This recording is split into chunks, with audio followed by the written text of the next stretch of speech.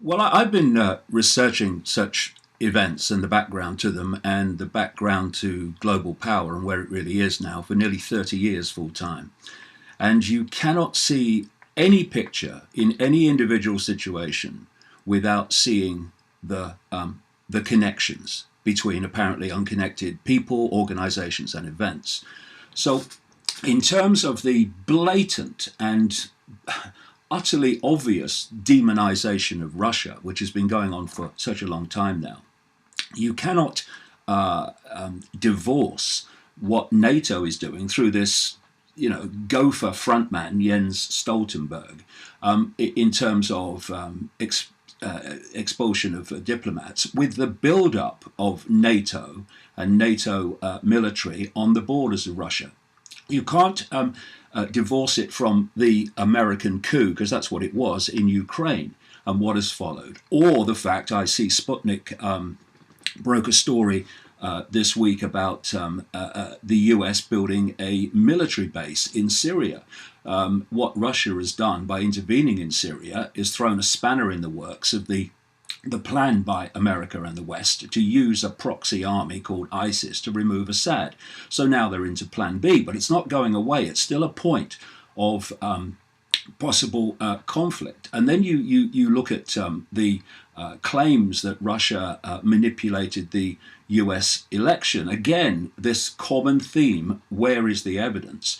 And then we come on to current events in terms of the attack in Salisbury, which has been blamed on the Russian government, again, without any evidence being proved. This provided. This is a massive demonization operation against Russia, because as I've been writing now for decades, the plan is to lead the world into World War III, pitching the West against Russia and China, with Iran thrown in and some other countries. And this is the build-up, the demonization, the preparing of the Western public perception to justify that. Their problem is that I can tell you from experience that large numbers of people in the West are not buying it. They're not buying this ridiculous, blatant attempt to demonize Russia and blame it for everything. Well, this is one reason, I think, why Vladimir Putin came out and made his presentation of Russia's latest capability to get through Western defenses in terms of missile defenses, etc. It was to point out that this is mutually assured destruction, because as some Russian diplomats and others have pointed out, when you're looking at a defense to missile system, which of course with the West is introduced into Europe and elsewhere, you're actually breaking that, or potentially breaking that, mutually assured destruction situation, because it gives you, if you can defend yourself from incoming missiles, it means that you have a first strike opportunity. And we mustn't forget that these Western governments, particularly the United States, are run by psychopathic people. They are not rational people who see things as most other people do. And if you look at the progression from September 2000, when a neocon operation in the United States called the Project The New American Century published a list of countries it wanted to regime change, and then you look at those countries: Iraq, Iran, Libya, Syria, Lebanon, North Korea, you start seeing that actually what's happened is that list is being ticked off no matter what administration has been in power, whether it's Republican or Democrat, because there is a hidden hand that is there no matter what president or party is officially in power. Now, here's a major point in regard to that. One of the major architects of that report, that document calling for this regime change and for America to fight multiple theater wars, was a guy called John Bolton. John Bolton has just been appointed by Trump as his national security advisor. This guy is the hawk's hawk. He is the extremist. And when you then look at the proposal by Trump to make a guy called Mike Pompeo the Secretary of State, he's an anti-Russia, anti-Iran, all the right credentials for these people. And then you've got a guy who's Secretary of Defense, who is so psychopathic. He's given the nickname Mad Dog, James Mad Dog Mattis.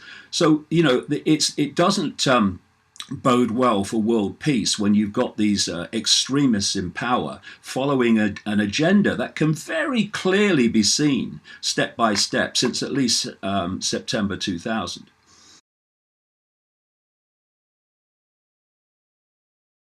Well, it would appear to be going that way, but experience says let's wait and see. And the very same John Bolton was calling very recently for preemptive strikes against North Korea. An Israeli military person in the last few days has said that John Bolton at one time was trying to persuade him to have a strike against Iran. These are the people we're dealing with. You see, the whole plan, the whole outcome that is in the gun sights, literally, of this global network is global control. They want a world government dictating to every country and every community, a world army dictating the will of the world government and imposing it upon the global population. And that's what NATO is. NATO, not least through the American military, is the world army developing in front of our eyes. Do you know the United States military has broken up the world into commands? There's a North Command for domestic North America, a Southern Command, there's a Central Command, there is a command for different parts of the world. But that is not really for the American military. That's a stepping stone that is putting in place a structure for the planned world army coming in. And anyone that will not bow to that, will not allow themselves to be absorbed into this world government tyranny, is in the sights of the networks that operate not least through the American military and the American government. And we've had this massive spending bill passed this week in the United States, which vastly increases spending on the military. And this is a president in Trump who during his election campaign was saying, I want to stop United States military intervention in other countries. Well, he's done the opposite. Why?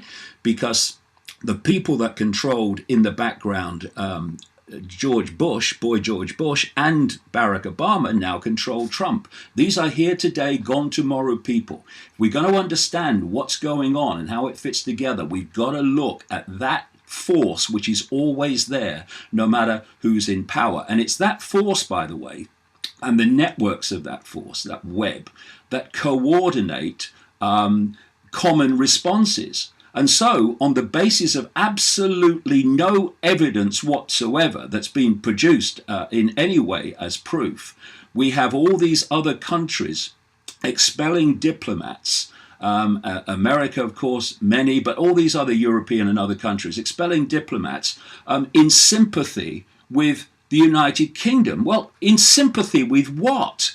You don't do things in sympathy. You do things on the basis of evidence. But, of course, we're in a post-fact, post-evidence society, and all that happens now is something is claimed, and in the old Nazi propaganda technique, you just keep repeating it, and then the lie eventually becomes accepted truth. And so there is no explanation for why all these countries would expel Russian diplomats on the basis of no evidence whatsoever, unless it's coordinated.